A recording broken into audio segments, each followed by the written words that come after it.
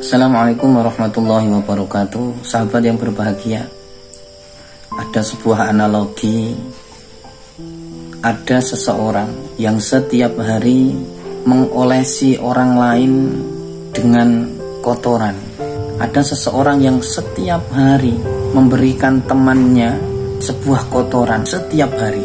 Kemudian ada seseorang yang hendak membersihkan kotoran tersebut.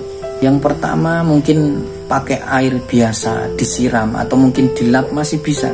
Namun ada kotoran yang ternyata itu membandel. Pakai air tidak bisa, pakai sabun masih tidak bisa, pakai mungkin air dicampur dengan bahan yang lain masih tidak bisa.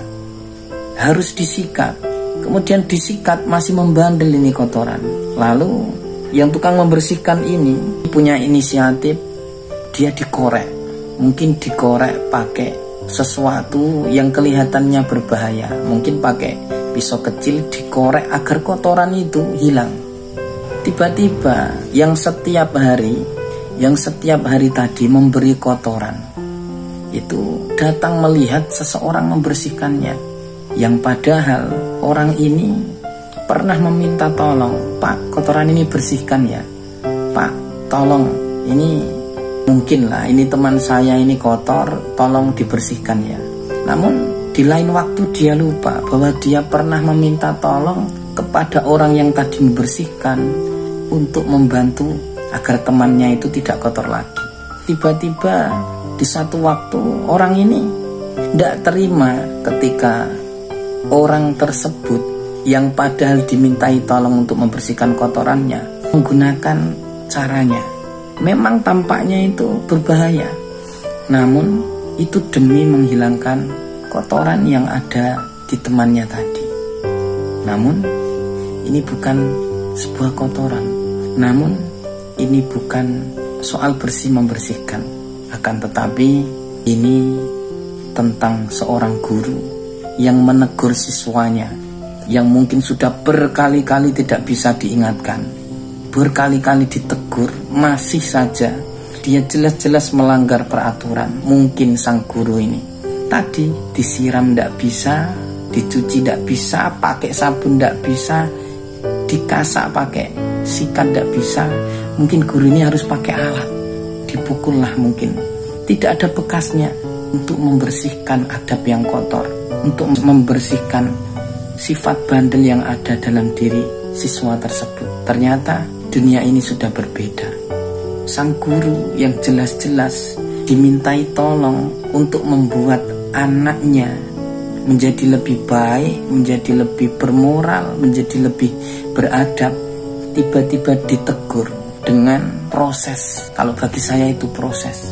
Memar ya ndak ada, luka-luka ya ndak ada, mungkin pukulan ringan. Dan saya pribadi mungkin pernah lebih kejam dari itu.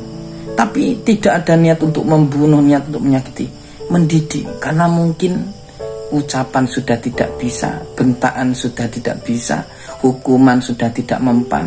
Mungkin lewat itu hidayah datang.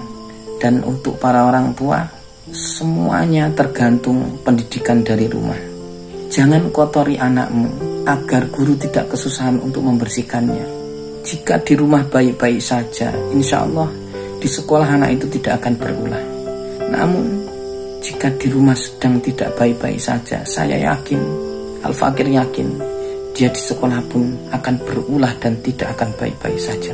Menyusahkan gurunya, menyusahkan guru walinya, menyusahkan wali kelasnya, dan seterusnya. Karena pendidikan yang paling utama itu pendidikan dalam keluarga. Yuk, bagi orang tua, jangan selalu menyalahkan lingkungan luar. Kalau itu anak saya, asal tidak ada luka-luka, tidak sampai mungkin luka parah, justru saya akan tambahi jewer, saya akan tambahi teguran, saya mungkin ambil lidi kecil, rotan kecil, tak tambah agar dia itu sadar bahwa perbuatannya itu memang harus diluruskan dan dibenarkan. Dan untuk para guru yang semangat, kita punya tugas berat. Anak-anak semakin tidak baik-baik saja. Bangsa ini, generasi mudanya semakin tidak baik-baik saja. Bukan kesalahan kita dan bukan sepenuhnya kesalahan orang tua.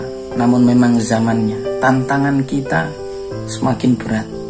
Jika kita lemah di sini, kita menyerah di sini, bagaimana nasib bangsa kita ke depannya? Bagaimana nasib anak-anak kita ke depannya? Mereka butuh kita. Walaupun hari ini kita diremehkan, kita disepelekan, kita dikucilkan, mungkin karena kita yang tegas, karena kita yang terkadang butuh tindakan, bukan hanya perkataan.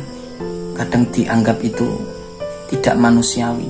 Insya Allah perjuangan jenengan semua, Allah tidak akan pernah lupa untuk mencatatnya sekecil apapun itu, dan pasti akan berbuah manis bagi kita sebagai pendidik dan untuk anak-anak kita tentunya. Dan yang paling luar biasa, akan menjadi jariah kita selama-lamanya. Apalagi anak itu menjadi seorang pendidik, menjadi seorang yang bermanfaat, dan terlebih pasti ada salah satu di antara mereka yang nanti bisa menjadi penolong kita di yaumil kiamah. Amin ya rabbal alamin. Oke, semoga bermanfaat. Wassalamualaikum warahmatullahi wabarakatuh.